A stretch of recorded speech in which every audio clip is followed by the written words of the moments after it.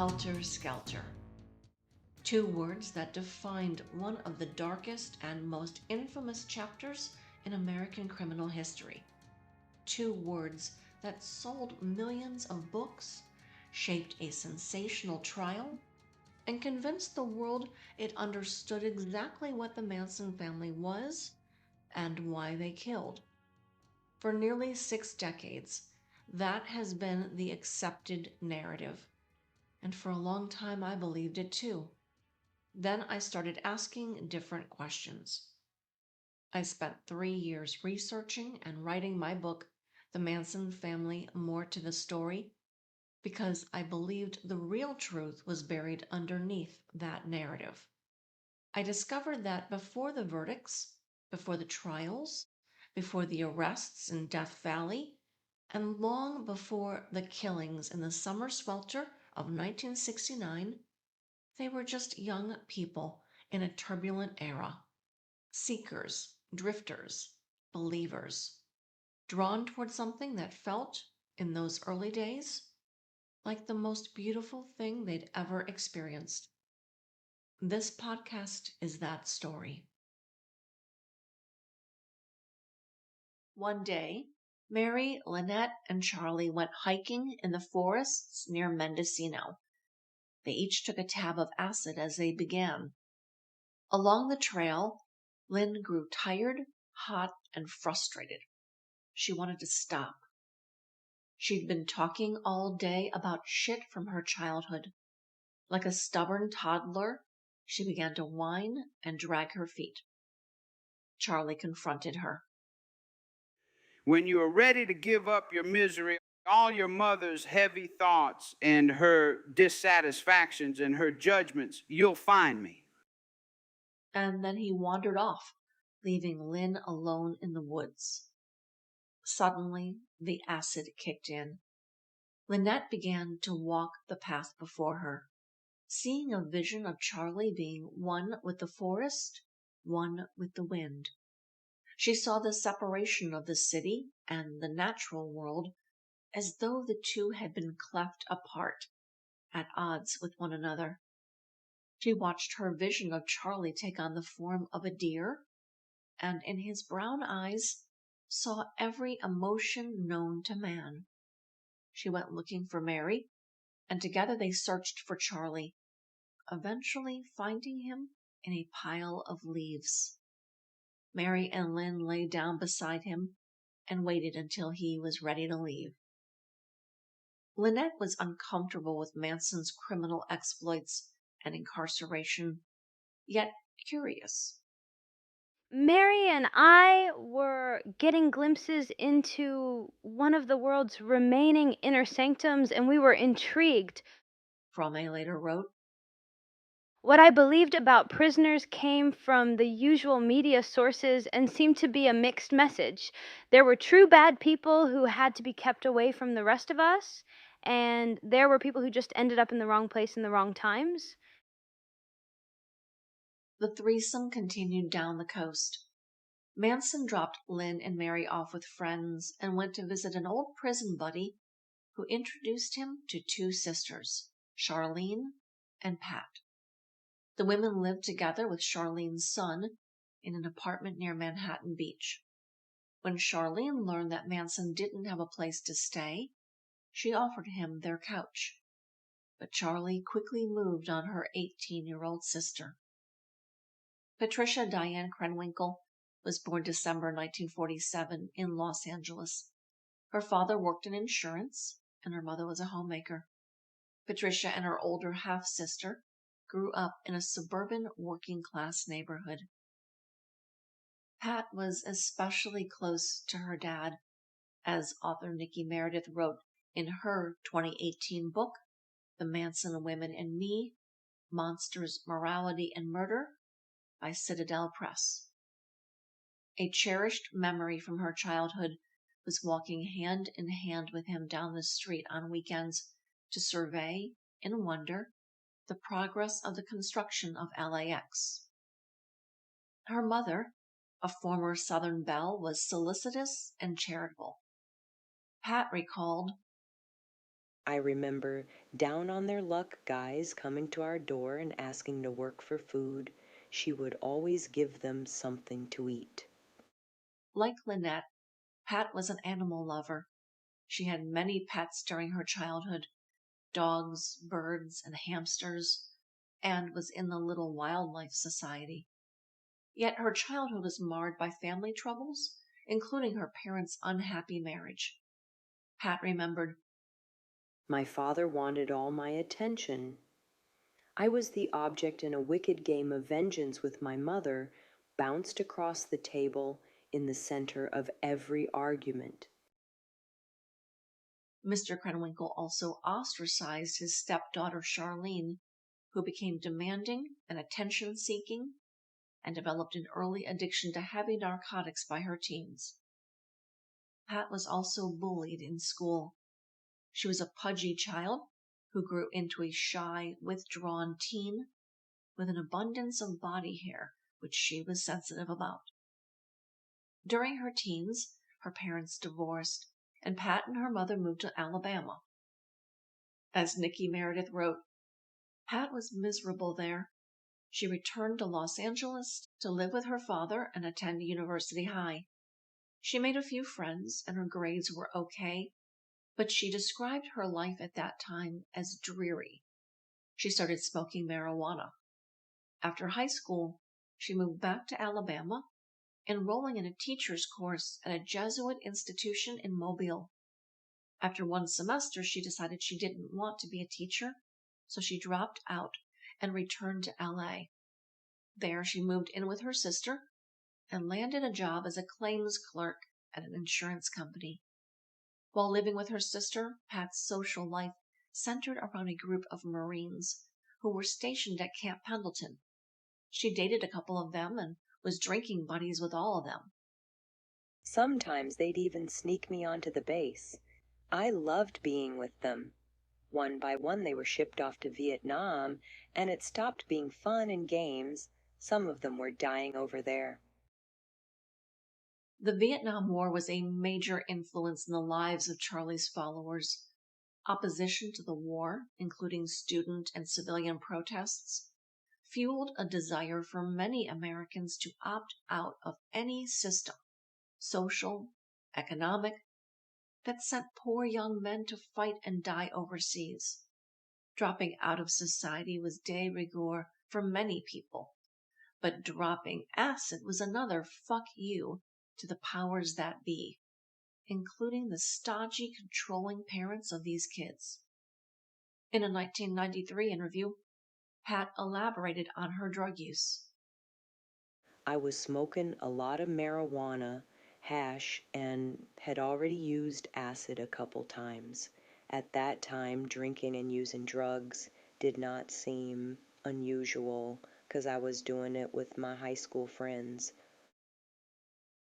Pat was also a religious person who found comfort in the idea of an all-knowing God. She could quote passage and verse from the Bible and believed that if someone entered her life, it was for a good reason. When she met Manson, she had her crummy job as a clerk, and her own drug problems had continued on and off while living with Charlene and her nephew. Often, Pat was the only responsible one in the household. Codependent, suffering from low self-esteem, Patricia Krenwinkle was ripe for the picking when she met Charles Manson. He knew exactly what to say to her. He said, "You should never be ashamed of your body." I couldn't believe it. I had always been ashamed of my body. No one had ever called me beautiful. I started to cry.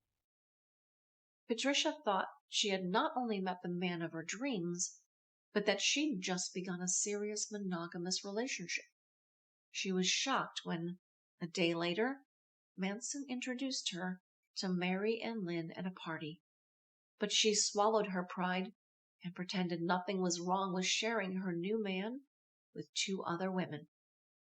Watching Pat huddling close to Charlie as he played the guitar, Lynn thought the other woman seemed sad and frustrated with her life. So she took Pat for a walk on the beach and told her about the gardener and their life of freedom, love, and acceptance. Pat and Lynn then discovered that they briefly attended the same high school, cementing their bond. Lynette encouraged Pat to join them. Pat had felt responsible for her sister all of her life, and now her sister's child as well. She felt guilty at the idea of leaving them. But all Charlene had done was abuse her goodwill, and Pat was at the end of her rope. She felt ugly and unwanted, but Lynn was quick to tell her that Charlie wanted her, that she had a place with them. Then Lynn called Charlie over and told him to go be with Pat. Lynn and Mary took off for a few days, while Charlie and Pat further explored their relationship. I wanted to please. Patricia confessed. I wanted for the first time to feel safe.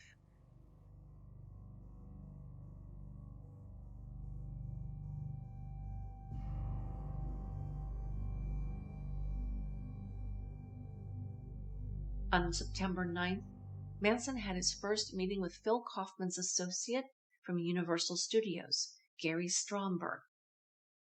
3 days later, Pat abandoned her car, sister, nephew, job, and apartment to join Charlie and the other women. As it has been shared in other publications, she left behind her final paycheck when she quit her job, but brought a Chevron gas credit card, which her father continued to pay for the next 2 years. Lynn also had occasional use of her father's standard oil card during those early months together. Mary was initially upset about adding one more woman, but Lynn was excited. Charlie had asked us if Patty could come along, and the truth was that she just fit. A stabilizer amongst women, a listener who demanded no attention for herself, an inspiration and conscience toward our own better attitudes. She was so easy to like that Mary couldn't stay mad. That didn't mean there weren't squabbles. Stuck together in the van, the women bickered over little things and competed for Charlie's attention. They listened as Charlie made his canny observations, and slowly they began to lose their autonomy, their sense of self, their inhibitions. It was awkward, but it easily became familiar. Lynette later explained to ABC's Diane Sawyer for a news program on the Manson women in prison. We gave up our birthdays. It was so wonderful that it scared us. But Manson was only part of the draw. I really liked Mary and Lynette. Pat said. In many ways, my attachment to them and later to the other women was as important to me as my relationship to Charlie. Listeners, it's important to point out that nobody joins a cult.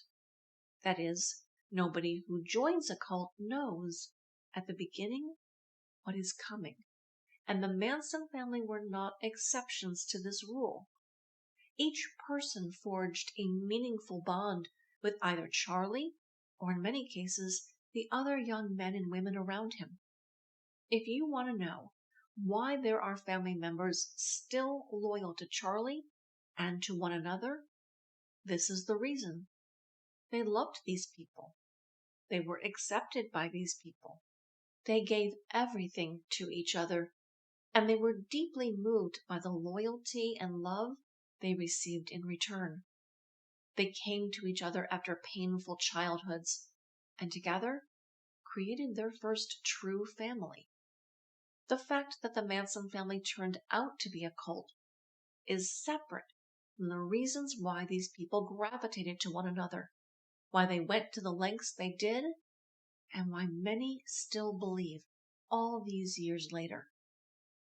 Nobody joins a cult, but also nobody starts one either. The leader does not set out to start a cult. They form a church, an organization, a family. Charles Manson may have had an antisocial disorder. He might have been thoroughly institutionalized. He might have been trained by pimps. But he clearly did not leave prison in 1967 with the intention of starting a religious or murderous cult. With the exception of his experiences in Scientology and his old memories of the Nazarene faith his family exposed him to, church wasn't even part of his plan that season. Charlie had read the Bible many times, however, during his years of incarceration. Many people in prison read the Bible. It can be a source of strength and provides examples of how people might overcome suffering. Jesus Christ, who was not just the Messiah, but also a political enemy of the state, was someone that Manson had admired during his own years in jails and prisons.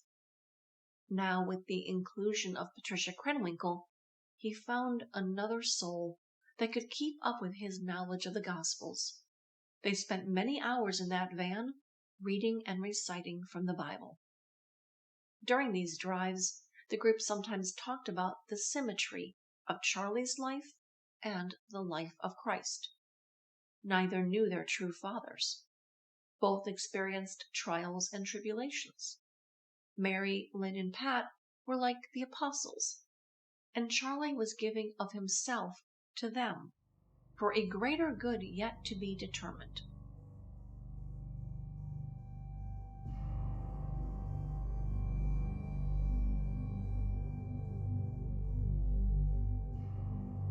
Their first journey after Pat joined was to Reno. There, Manson visited a brothel and experimented with getting the girls to work for him. The experience was unpleasant, with Pat hassled by her John. Charlie gave up the pimping and they went back on the road. They drove to Oregon and Washington, where Charlie finally found his mother. It was a short, bittersweet reunion, with Kathleen hiding her daughter from the scruffy older brother who showed up on her doorstep. During this trip to the Pacific Northwest, Manson and Mary got into a fight. In her 2018 memoir, Reflection by PEASENHALL Press, LYNETTE recalled, We had driven off the highway to survey a possible campsite. When they exchanged a few words, he braked the bus. She opened the door and got out. Charlie met her at the front of the bus. She swung at him. He took her arm. She grabbed his jacket, and they tugged and wrenched and scuffled. Inside the bus, Patty and I watched, wrestling worry and heartbreak while mindlessly munching potato chips. As our hands collided going into the bag, we had the same funny thought of being at a drive-in movie. Returning to the action, we saw Mary take off toward the woods. Charlie was sweaty and somewhat torn up. He got into the bus, took some breaths, and started driving slowly behind her until, hot and exhausted, she also gave up. Mary soon shared her news that she was expecting a baby. But around the same time, Lynette also became pregnant and miscarried, a fact unknown until her recent memoir was published. Their ongoing journeys took them to Carson City in October, then Sacramento to visit ex-nun Mary Ann. In Sacramento, they traded the VW microbus for a school bus. They needed more room. On October 16th, the school bus was outfitted with new tires. The women removed the seats to make room for mattresses. Then they needed to adorn the bus, like the VW, but even groovier. Lastly, a coat of flat black paint covered the exterior. Black wasn't exactly a popular color those days.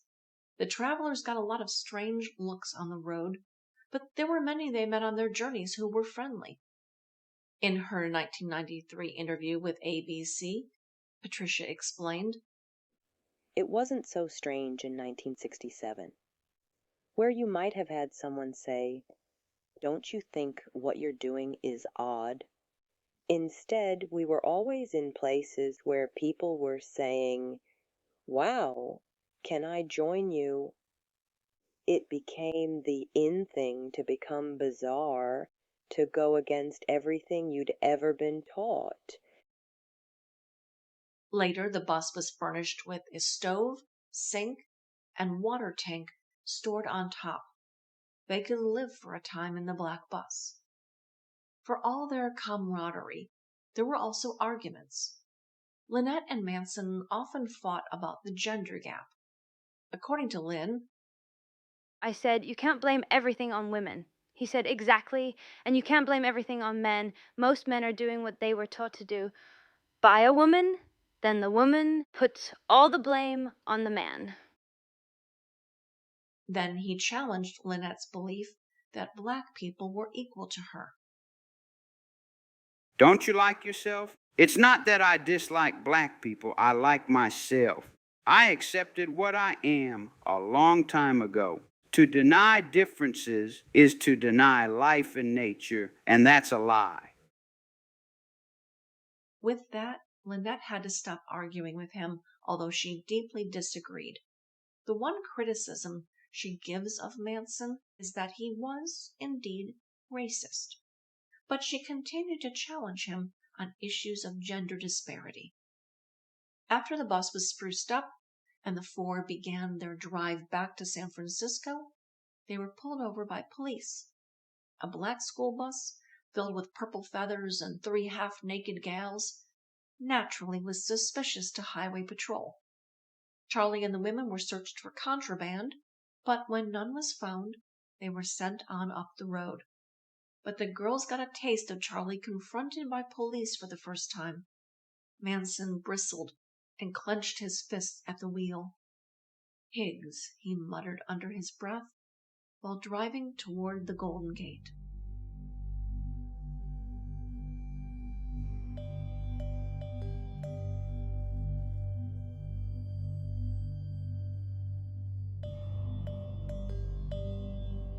Thank you for listening to the Manson Family, More to the Story.